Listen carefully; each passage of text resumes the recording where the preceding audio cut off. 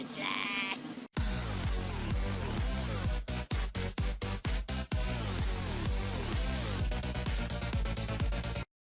What's going on, guys? You're chilling with Trainers Opposite, and today I've got another battle for you with my Pound Puppies UU team. And just like before, just pretend that Chestnut's nickname is Fortress, not Fortress, or is it Fortes? Just pretend the nickname is still there, and pretend that Furfrou looks just a bit more dandy. Now, look at my opponent's team. His team is pretty bulky. I mean, if I have to classify it as something, it's like bulky offense, if that makes any kind of sense. And I can tell you right now that if he does have Sticky Web on his Smeargle, then he doesn't really need speed. As long as he can lower mine and he has moderate speed things, then it just really doesn't matter. Okay, possible threats I'm going to need to look out for on his team. I'm definitely going to need to watch out for that Toxicroak, considering Toxicroaks, Wall Suicune, all the hell. They got a lot of priority with Sucker Punch, if that's a special one, which you don't really see very often. It could have Vacuum Wave, I think it gets Fake Out, Honchkrow for that Moxie, Brave Bird, Sucker Punch. And finally, I'm going to have to say Blastoise, while probably his Spinner is still a threat if it's Mega Blastoise, because, gotta tell ya, Mega Launcher, Water Pulses, Aura Spheres, Dark Pulses, they all hurt. But enough of that quick team preview, let's get to the battle. So my opponent today is Vesiani, who I've actually battled before, and we had this battle on my stream. He's going to start off with his Seahorse Sigil Gouge as I go into my Manic Trick, and not seeing any obvious Electric-type Pokemon, I think I'm safe to just go for the Mega now instead of trying to get off a Lightning Boost or Lightning Rod boost later. So I decided to Volt Switch out, and, well, this thing is definitely specially defensive. It takes it like a monster. It takes it like I did nothing. So I go into my specially defensive threat, my Chew Toy, or Claydol, as he goes for the Sludge Bomb and poisons me. God dang it. I don't need this residual damage on Claydol. Claydol doesn't have any recovery besides leftovers. Anyway, he goes into his Twin Cannons as I set up my rocks, and this is Spinner versus Spinner, folks, except he's got the type advantage. It's not going to end well for me. I have to switch. And I'm really glad this isn't at least toxic damage. Now, thanks to it not being toxic damage, I don't have to worry as much. So I go into my Water Puppy to resist the hit, as he just goes for the Mega, and he's going to hit me up with a Rapid Spin, so who cares. Now, I honestly thought that he was going to switch into his Crogunk here, and that's what I was baiting. So I'm going to pull back, go into my Fire Puppy, which is a really dumb idea if I'm switching into a Water type. As he goes for the Aura Sphere, and he said he predicted it, but I think he just went for Aura Sphere. I mean, for all I know, he could have. Anyway, he goes for the Aura Sphere again. I go into my Fortress Hank, because, you know, Bulletproof is a thing, that's awesome, and go for the Leech Seed as he switches. Now, seeing that he's not really doing anything, it's a Tangrowth, it can't really do anything to me unless it's running HP Ice or maybe not even Sludge Bomb because I've got Bulletproof. I just feel safe setting up Spikes. So I go for that, he switches back into his Blastoise, and I'm all good. I don't need to worry about this, because if he wants to bring in his Blastoise, hey, I've got some really good base attack, you've got some decent base defense. I'm going to go for the Spiky Shield as he goes for the Rapid Spin just to get off a little more damage on him. And the toxic damage is kind of working up, or yeah, it's kind of increasing on me, but I don't mind because I can always get off a Leech Seed later. So he manages to get off the Rapid Spin as I go for the Seed Bomb, get him down pretty low to a point where I'm pretty happy about getting him that low. I can probably switch in something and Revenge Kill. So I'm going to pull back, go into my Dandy Dog, my Furfrou. Again, you gotta pretend it's got a top hat, otherwise it's just not gonna work. As he gets a crit with the Ice Beam, which I'm annoyed with, but I guess it doesn't really matter in the long run. And I'm able to take that thing out with a Wild Charge. Man, Furfrou, you are so awesome! You're so awesome! Ah! Yes, he is. So he goes for a Sticky Web with his Smeargle, which is actually what I was afraid of, as I knock him with a return and get him down, not to his Sash, but pretty low. And I go for another return as he brings in his Tangrowth. Seeing that damage, gotta be physically defensive. Absolutely has to be. So I'm gonna hit him up with a U-turn, switch out, and I'm looking for a good time to bring in Claydol to Rapid Spin.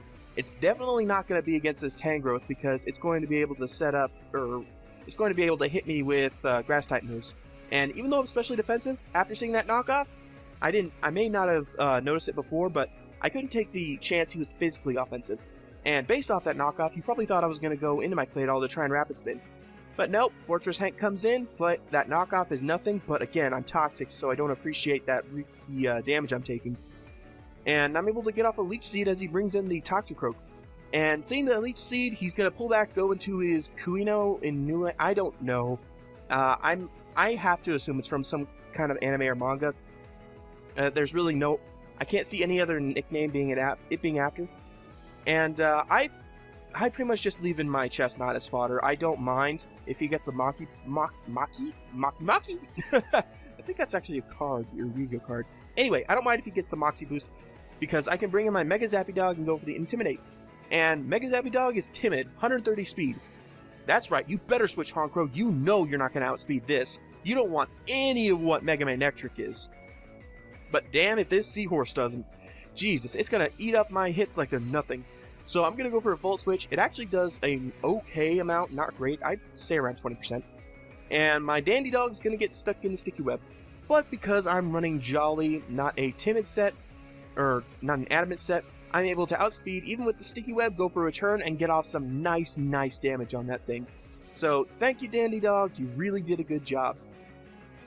Really, Dandy Dog is probably my first Pokemon that I'd fodder off in the team, but it's also a really nice pivot for U-turning and doing some chip damage with return.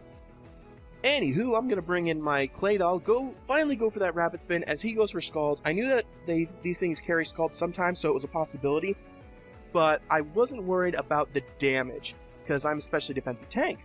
And I'm able to get off some hazards with Stealth Walks while I'm at it too, so I'm pretty happy. He brings in his Honchkrow again, and I'm going to have to switch out here. I don't want to take any kind of super effective hit, and I still need this. I would like to have my Clay Doll still. So he's going to go for the Night Slash. It does jack all the Water Puppy. And this time, I'm like, okay, can't stay in here. Suicune is pretty much useless this battle. It's only good for threatening things out and forcing him to switch into Toxicroak. Because I pull back, go into my Mega Zappy Dog, my Manectric, thank you. Thank you, me. Who am I thanking? There's no one else here. Me, of course. Blah, blah, blah. Can't talk today, don't want to talk today. Actually, very tired. So he brings in his Seahorse as I just go for the Flamethrower, trying to get some damage and maybe knock out the Crogunk, but it's a no-go because that thing just doesn't want to take damage. But I'm able to knock out this Dragouge with a Thunderbolt, so that's something. He brings in his Honchkrow again, and I'm worried about the Sucker Punch because I don't have the attack drop, so I'm going to go into my Water Puppy again, and this could be enough to threaten him out, but I don't know if he's going to fall for the same trick twice. But still, I kind of have to try because I don't really have another choice with this Honchkrow. So I go back into Mega Zappy Dog, go for it, and I get the Intimidate off as he goes for the Brave Bird. This was like within my calculations, I guess you could say. It's kind of a weird way to say it, but it does come back to bite me in the ass later.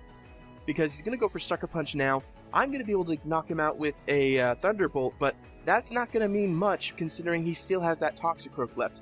And I'm almost positive that, by the way he brought it in this way, he's got the Sucker Punch, there's no doubt. He's got some kind of priority, and I can't afford to have it in there. So I go into Chew-Toy, who can hit it up with a Psychic if needed, but I can't, I have to risk it. I have to risk going for the Psychic, even though he's got the Sucker Punch, because I need to try and knock it out, and either that or I need a free switch. So this Toxicroak is making me its bitch, and I have to go into my Mega Zappy Dog just to get the Intimidate off. And afterwards, I'm going to pull back and switch into my Fire Puppy, my Arcanine, so I can get off an E-Speed. But looking at that HP, I don't know if an E-Speed will be able to knock it out, even Bandit. But he goes into his Jap Culture. I get it. Tentacles. And I'm able to go for the Flare Blitz and just knock him out. And I was pretty sure he wouldn't risk me going for the Extreme Speed. But I knew Flare Blitz was be able to knock it out. So after that entry hazard damage, I think I'll be okay. I go into Mega Zappy Dog, and he goes for Sucker Punch. It fails. I could not risk going into Fire Puppy because I couldn't risk him going for Drain Punch. But I really should have done it sooner because I'm going to bring in Fire Puppy. The Extreme Speed is not going to KO him from that range. It comes really close, but it just doesn't do it. And all I have left is Suicune. He has dry skin. There's no point in me continuing this battle. Actually, you couldn't pay me to continue this battle because it would be nothing but stall, or at least maybe. So that's the end of the battle. That was a good game, Vassiani. I really tried my hardest, but in the end, there was no way to get past that Crogunk. All I had was Scald. It is standard Cro-cune, and my team does need that as a, what's the word? As a, what is it? I get as support, I guess, or a pillar? If that makes any sense. It needs it for, I guess, a core? No. I knew that it needed a sweep. I knew it needs something bulky offensive, and I thought Cro-cune would be the thing to go. And, you know, I've always considered Cro-cune with, instead of Scald, Ice Beam, but I realized that the reason it runs Scald is for that burn chance for physically offensive threats. That's how the Cro-cune works, and, again, I've considered Ice Beam, because things will resist it, but it will never be immune. But I just don't think that it would be practical or worth it. Anyway, today's talk of the day. I think we actually went over this before, but might as well talk about it again. Why not? I feel like talking about it again. What do you guys think of people who duck out early during a battle? When they know it's a hopeless situation, when you know you've beat them or they've got you beat, do you think that just forfeiting the battle right there is a good thing or a bad thing? Obviously, you should never just DC. That's a dick move on its own. But should you just forfeit, or should you try and wait it out? I mean, you can wait it out sometimes because, you know, in a situation where you're just not doing enough damage, you may get a lucky crit, which could end the battle in your favor. But in my situation, where the other Pokemon was immune to my attacks, there was no way I could possibly try and knock it out. So that's it for today. I want to read your guys' comments in the comment section below, so be sure to like, subscribe, comment, all that good stuff. I really appreciate you guys. You guys make my channel possible. So I hope you guys are enjoying the daily uploads, and I will see you next time. Or I guess I should say tomorrow. Bye! Please be sure to visit the artists that make these videos possible. Also, if you need help recording X&Y battles, be sure to message me on Twitter or add me on Skype and we can set something up. Finally, I hope you all enjoyed that video, and if you did, maybe you'd like to check out more of my content in the annotations or the links in the description below. Come at him with my entire army. My complete strategy was blown out of the water last time I tried to fight him. It's all out war. Yep, my thing was to spy on him last time. Alright, first one.